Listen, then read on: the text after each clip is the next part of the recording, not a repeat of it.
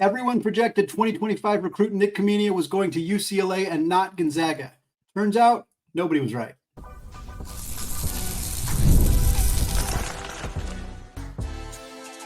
You are Locked On Zags, your daily podcast on the Gonzaga Bulldogs. Part of the Locked On Podcast Network, your team every day.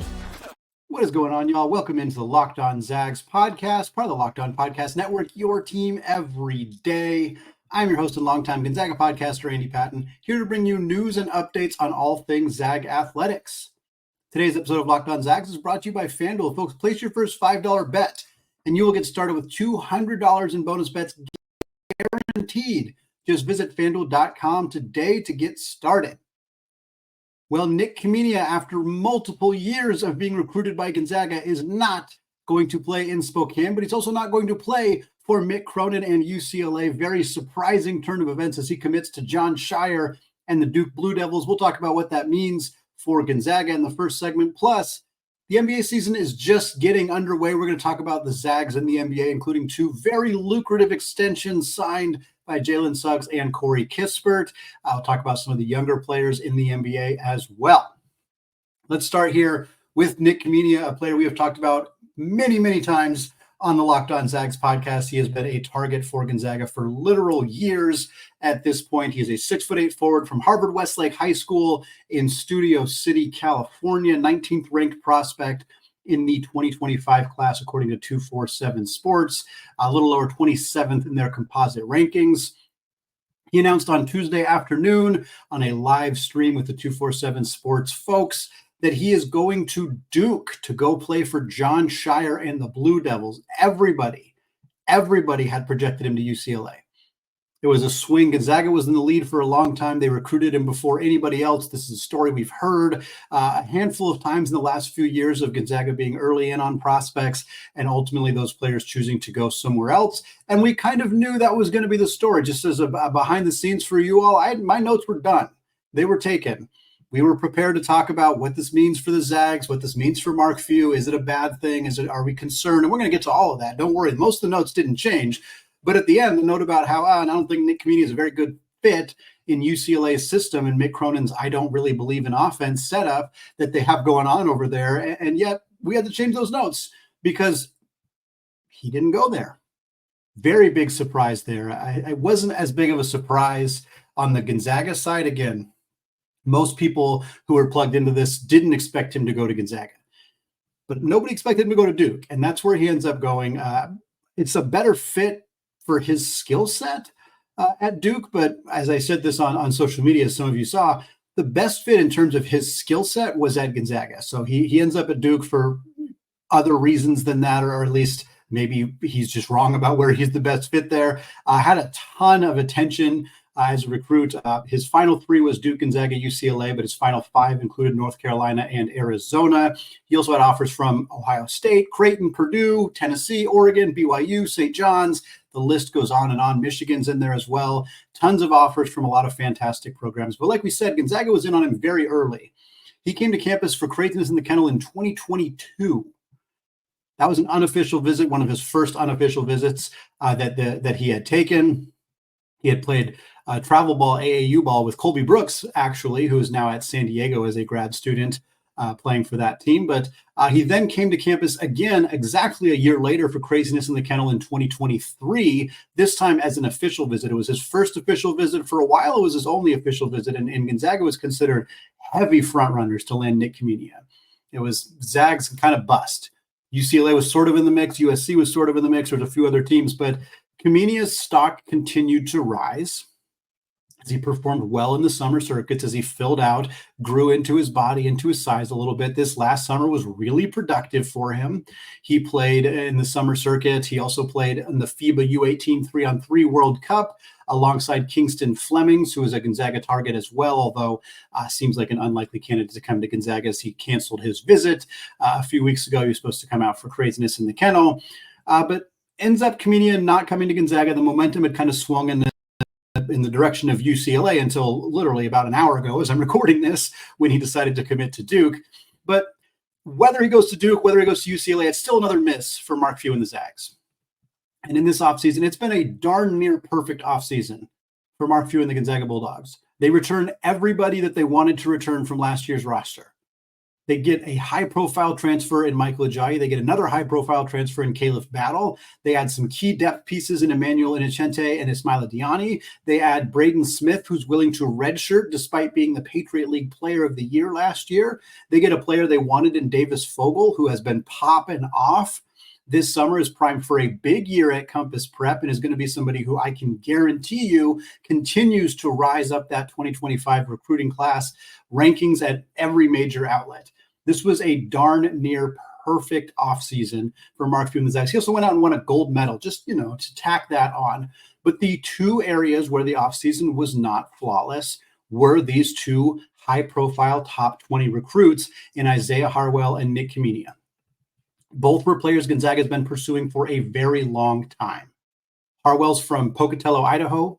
He was somebody who had been pursued by the staff for a really long time. He was playing high school basketball at the same high school that Nolan Hickman played at briefly in Mount Pleasant, Utah.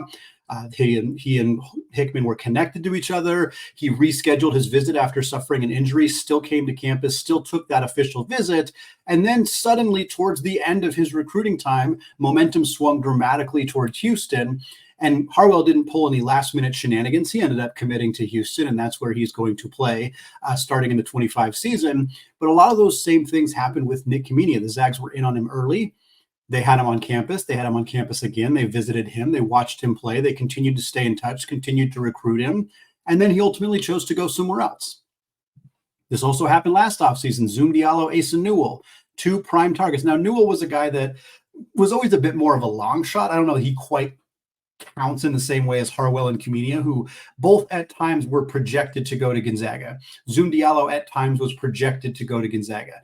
Asa Newell was always more of a, we'll see, but he listed Gonzaga. Same with like somebody like this offseason, like Jalen Harrelson or even Kingston Flemings, where it's like, okay, they considered Gonzaga, they talked about Gonzaga, but it never felt like they were as likely to end up there. But this has happened a couple times in the last few years, but it's also happened throughout Gonzaga's history. And I think that's why I'm not concerned about this. I know people are.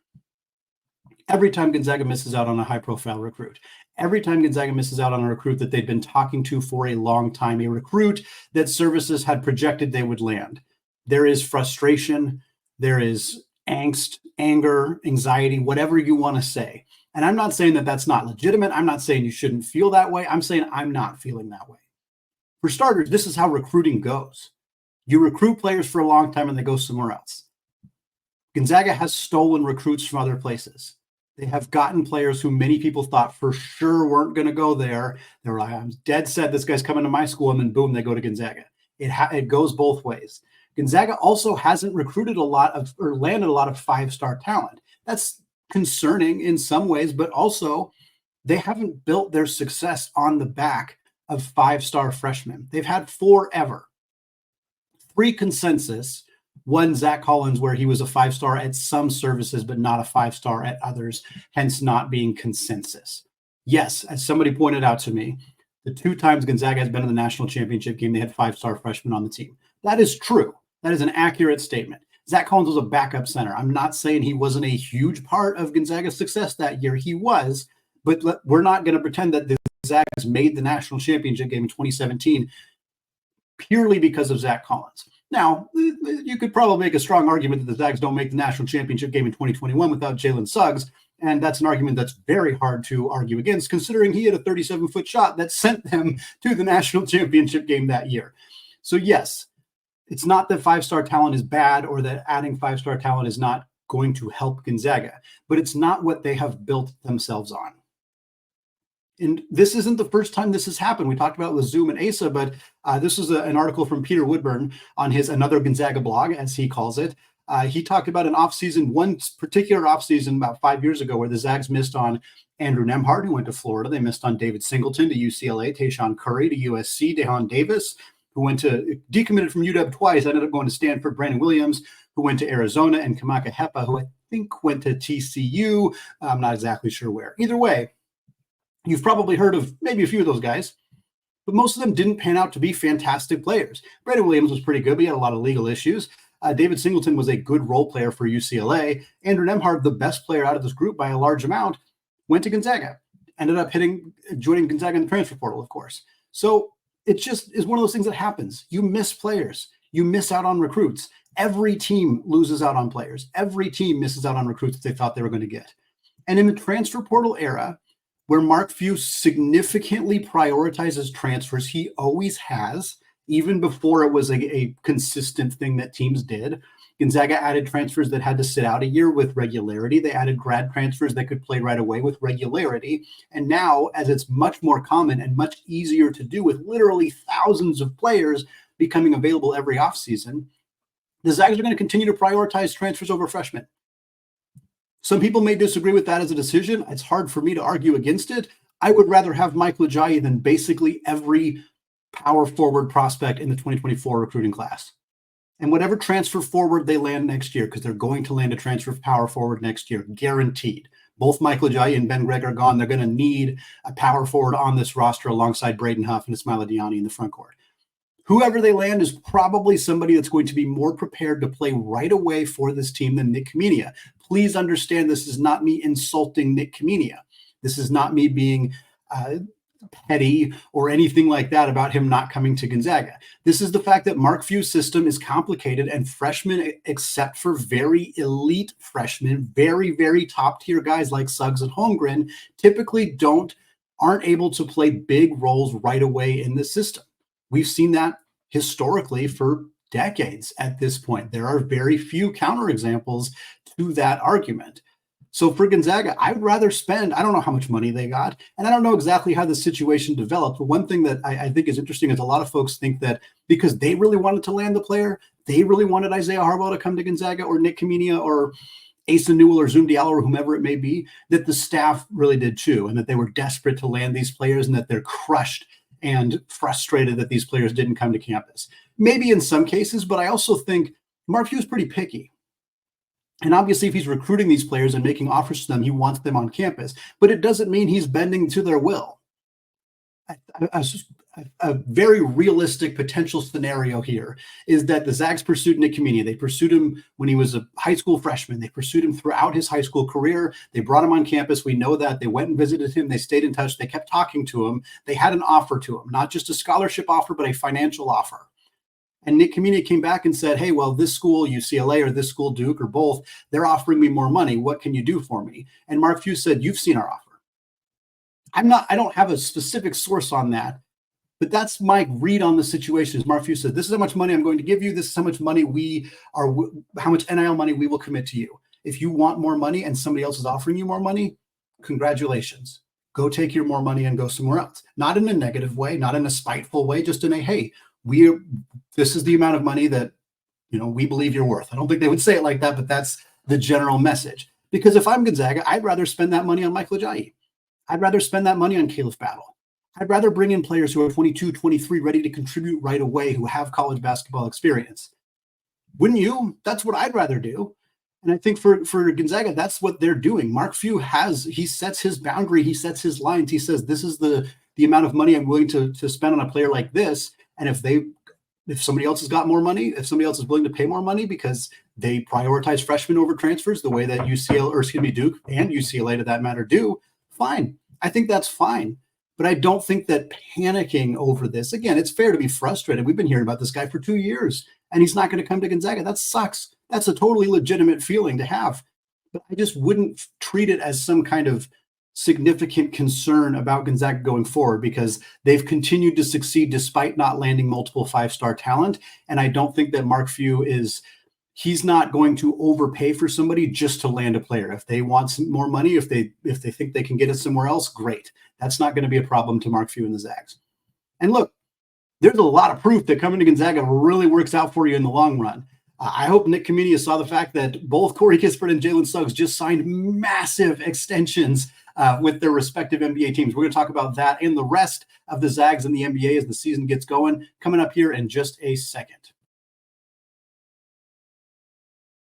But first, folks, let's talk about Gametime, because going to live events is the absolute best. Whether it's sporting events, whether it's comedy shows, whether it's musical theater, whether it's concerts, anything like that. And now we're a little over a week away from college basketball being back. I'm looking forward to a bunch of new games this year. I'll be at the games in Oregon. I'll be at the games in Seattle. I'm super excited to make a bunch more new memories this season. And great news, folks, when you're getting tickets for this year, Gametime has a new feature called Gametime Picks that makes getting tickets for your favorite live events even easier. Gametime Picks filters out the fluff to show you only incredible deals on great seats so that you don't have to waste your time searching through thousands of different tickets. And right now, battle in Seattle, Gonzaga, Kentucky, I'll be there. Many other folks are going to be there. If you're looking to get out to that game, $64 tickets right now in the upper deck. That is a fantastic deal to see these two programs in action. So folks, take the guesswork out of buying tickets with Gametime. Download the Gametime app, create an account, and use code LOCKEDONCollege for $20 off your first purchase. Again, create an account, redeem code LOCKEDONCollege for $20 off. Terms do apply. Download the Gametime app today. Last minute tickets, lowest prices, guaranteed. All right, folks, segment 2, still Andy Patton, still Locked On Zags podcast, and we're moving away from our conversation about Nik Khamenia choosing Duke over Gonzaga and UCLA to instead talk about the Zags in the NBA. In particular, want to talk about both Jaylen Suggs and Corey Kispert, who signed rookie contract extensions with their respective teams. We'll start with Jaylen Suggs. Suggs inked a 5-year, $150 million contract with the Orlando Magic. Yes, that is $30 million per year, and that's a lot of money. Some folks have said it's an overpay. If you think that no NBA player deserves $30 million, yeah, the contracts right now in the NBA are huge. They are massive. But here's the thing. This is the going rate for a player like Jaylen Suggs. It is not an overpay for Jaylen Suggs. Jaylen Suggs is a 23-year-old all-NBA caliber defender. And I say caliber, he made the all-NBA team. He finished top 10 in Defensive Player of the Year voting last year. 23-year-old who is already one of the best guard defenders in the entire league. You got to lock that down, especially if you're the Orlando Magic. Free agents don't sign in Orlando. It's hard to convince any free agent to sign somewhere that's not Los Angeles, Chicago, New York, Boston, the major media outlets. So you got to lock down dudes that you draft that you want to keep around going forward. And Orlando does that with Jaylen Suggs. Suggs averaged 12.5 points, about 3 boards, 2.7 assists, and 1.5 steals per game last year. That was in 75 games, started every single one of them. Shot a career-high 55.6% on two-pointers, as well as a career-high 39.7% from three. Like you said, you're a playoff caliber team like Orlando. You got Paolo Banchero, you got Franz Wagner, you got Jaylen Suggs. You got to pay $30 million a year to get your third, fourth best player. That's just what you got to do. You got to lock them down. And this is a great deal for Jalen, of course. That's life-changing generational money, and it's a great deal for the Orlando Magic as well. Corey Kispert also signed a deal, 4 years, $54 million to stay with the Washington Wizards. Kispert averaged a career highs all across the board last year, 13.4 points, 2.8 boards, 2 assists. 80 games for him, most of them coming off the bench. I think he started like 22 of those 80 games. Shot 64.3% on two-pointers and 38.3% from three. That was on 6 attempts per game. Kispert was the most efficient non-center in the entire NBA on two-point shots last year. 64.3% on twos. That was 7th in the NBA. The 6 players ahead of them, all bigs. I said centers. Giannis Antetokounmpo is not a center, but he's a big. He's a power forward at least. So if you count Kispert as a guard or a 3, he was the most efficient two-point scorer in the entire NBA last year. That is incredible for a player that was considered just a 3-point shooter without any other skills. Clearly not the case for Kispert. I thought he'd be a trade candidate. I'm not sure that Washington is the best place to continue to be. They have not been a particularly well-run organization recently, but they have a new general manager. They seem to be moving in the right direction, and they clearly view Corey Kispert as a valuable part of this program's future. It's nice to be wanted, and for Corey, $54 million, that's a pretty darn good deal to stick around in DC and see if things can get better for that Wizards program. Kispert, Suggs, both making big money with these contracts, but they're not the only ones. This was pulled by Stephen Carr, the great Stephen Carr, the original host of the Locked On Zags podcast many years ago. Stephen pulled this on all of the contract extensions or just contracts signed by former Zags in the NBA since 2022.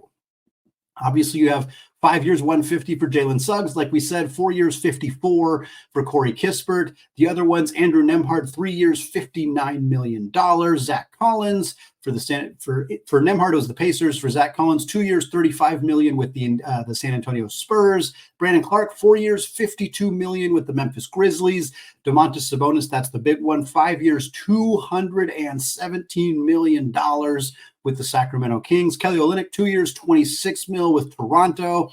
And then Rui Hachimura, 3 years, $51 million with the Los Angeles Lakers. Folks, since 2022, these future contracts for the Gonzaga Bulldogs, $644 million. $644 million committed to this group of former Gonzaga basketball players. That is an extraordinary, jaw-dropping amount of money. Go to Gonzaga. You will get paid. Maybe Duke's paying Nik Kamenia more money. I'm thinking probably, although I don't think that's the primary reason, but you go to Gonzaga, you're going to get your money.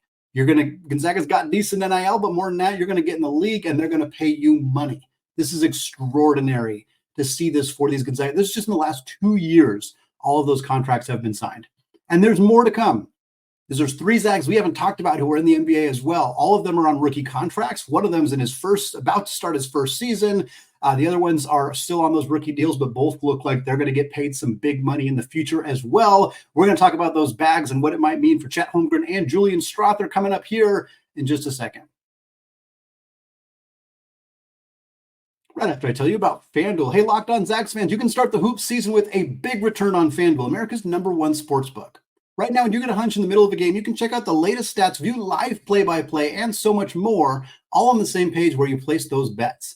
And you'll get started right now with $200 in bonus bets guaranteed when you place your first $5 bet. Anton Watson might be making his NBA debut tonight when the Celtics take on Corey Kispert and the Wizards in D.C. Boston, 13.5-point favorites. It's worth tossing a few bucks on. You get $200 in bonus bets either way. If Boston wins by more than 13 points, guess what? Our boy Anton Watson, he might be in the game in garbage time. Could be fun to make some money and see Anton make his NBA debut. Folks, check that out. There's plenty of other odds on there as well. FanDuel.com, America's #1 sportsbook. All right, folks, segment 3, closing out the show, continuing our NBA conversation around all the Zags playing in the league this year as the season gets underway. We talked about all the big contracts signed by the Zags who are in the NBA who have been around for more than a couple of years. We want to close out the show talking about the 3 newbies. Chet Holmgren, who's entering his second NBA season, his third professional season after sitting out his first year. Julian Strawther entering his second NBA season, and Anton Watson entering his rookie season. We'll start with Chet. Chet was absolutely fantastic last year. He did not win Rookie of the Year only because of a generational talent in Victor Wembanyama, but Chet had the better team. He helped lead Oklahoma City to a #1 seed in the Western Conference. They are projected by almost everybody to be in the championship this year, as most people are projecting Thunder versus Celtics. Could be a fun Chet Holmgren, Anton Watson type scenario there. Yes, I realize that Watson will not be starting against Chet Holmgren, but could still both be competing against each other in that situation. Chet averaged 16.5 points, 8 boards, 2.5 assists, and just under 2.5 blocks per game last year. Played all 82 games. A lot of people thought his body would not be able to withstand the rigors of a full NBA schedule. He put that to bed pretty early in his career. 62.5% on 2-pointers, 37% from 3. Was one of the most efficient bigs in the NBA last year as a scorer and as a defender. Just a fantastic rookie season for him. Curious to see what his role looks like for Oklahoma City this year. They signed Isaiah Hartenstein in the offseason. He's more of a traditional 5, so I think Chet might play some more at the 4. Again, OKC widely considered the team to be in the Western Conference, and Chet is a big part of that conversation. Julian Strawther entering his second NBA season, and wow, has he looked good this offseason. Fantastic in the Summer League, played in 2 games and scored 25-plus points in both of them. And so far in the preseason, it's over now, he looked excellent as well. 33 points in the preseason finale against the Minnesota Timberwolves, 8 of 13 from the field, 5 of 8 from 3, 12 of 13 from the free throw line. Julian was doing a little bit of everything. He was getting to the rim, he was getting to the line, he was hitting open shots from beyond the arc. And that's what he looked like all preseason. That's what he looked like in Summer League. Denver has a choice to make. because the assumption everybody had when Kentavious Caldwell-Pope left in the offseason was that Christian Braun, who was from Kansas, who was a national champion with the Jayhawks, who was very productive in a reserve role for the Nuggets the last couple of years, the assumption has long been that Braun would step into that starting role for Denver. But Julian has really challenged that assessment. There's a reasonable argument that it makes sense to have Braun and his skill set come off the bench. He's familiar with that role already. He's played it for the last couple of years, and to have Julian in the starting lineup. There's also the counter argument that Julian, who is more of has been playing like a more ball dominant scoring type, which was not exactly his role at Gonzaga. So it's kind of fun to see him be a bit different in this role in the NBA, but that may be better served in the second unit. He gets to come off the bench and immediately kind of take on a big role. If he's starting alongside Nikola Jokic and Jamal Murray and Aaron Gordon and those guys, it may not create as many. He'll get open looks, but he's not going to get a lot of usage. He's not going to have the ball in his hands very often. He might get some catch and shoot opportunities, but coming off the bench, getting the opportunity to have the ball in his hands more and look to score and look to attack might actually serve him better. It's an interesting question, and I'm curious how Denver's going to play it this year. Either way, whether Julian's starting, whether he's coming off the bench, he's going to be in line for a very big role in his second NBA season. Next up, Anton Watson, of course, the Rook, entering his first season in the NBA. Watson played in 3 preseason games, and folks, it wasn't great. It wasn't great. We got to be honest here. It wasn't. Didn't exactly see enough from him to feel confident about his ability to stick on the NBA roster. Not that we expected him to. He's going to spend most of the season playing for the Maine Celtics in the G League. I think that was always kind of the plan. The biggest performance he had was a 12-minute game on October 13th. Played 12 minutes, had 4 points, 2 boards, an assist, and 2 turnovers. He was minus 18 in just 12 minutes on October 13th for the Celtics. He played in 2 other games in 11 combined minutes, did not take a single shot attempt in those 11 minutes, had a board, 2 assists, and 2 turnovers, and was minus 5. I believe Anton Watson is an NBA player, and I do not think that 3 relatively small sample size game performances in the preseason tell us anything other than that, but it probably points to him starting the season in the G League. Maybe he starts on the NBA roster and gets sent down early in the year. Hard to say. As I'm recording this right now, he's still on the NBA roster, but it's possible by the time you're listening to this that he is already expectation is already that he starts the season in Maine with the G League team. But he's on a 2-way contract, so he should make his NBA debut at some point this season. Very excited to see what that looks like for him. A couple other names not in the NBA right now, but who could end up there. Drew Timme traded to the Stockton Kings in the G League. That means he will be with the Sacramento G League affiliate. Would be very fun to see him get called up. Play in Sacramento alongside Domantas Sabonis. Malachi Smith traded to the Memphis Hustle in the G League. Also an opportunity to get called up from there. We'll see if he gets that opportunity or not. I'm not super confident in his NBA skill set just because he's an undersized 2 guard, and that's a hard path to get into the league. But as long as you're in the G League, you always got a shot. And then Filip Petrusev, probably not going to make it back to the NBA, but there was a update on him just a few hours before I hit record. He was put on loan from Olympiacos, which is where he played last year, was loaned to a club in Serbia, in Belgrade, his hometown. This is something you can do in the EuroLeague. You can't do this in the United States, but you can loan players to other teams.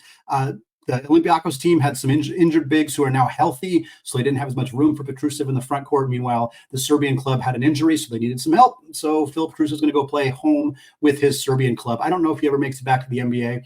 Mark Few spoke about him to me when we were talking at the WCC Media Day. He talked about how great Petrusev looked against their team in the Olympics. He mentioned that Nikola Jokic makes just about everybody look good, which is very true. But it was still a nice conversation to have there. Hopefully, Filip, if he doesn't make it back to the NBA, hopefully he continues to have a prolific career overseas. It's going to wrap it up for me today here on the Locked On Zags podcast. Folks, thank you so much for making the show your first listen or your first watch of the day. We'll be back to close out the week with more of our player preview series. We'll also get you ready for that scrimmage game just a couple days away. Gonzaga takes on USC in a charity exhibition. We'll get you prepped for a USC roster that does not have a single returner from last year's team. So that team we saw in Vegas with Bronny Smith, with Isaiah Collier, with Kobe Johnson, with all those guys, they're all gone. We got a brand new roster to talk about. We'll get you some information on that team coming up on Friday. Thanks again, folks. And until next time, as always, go Zags.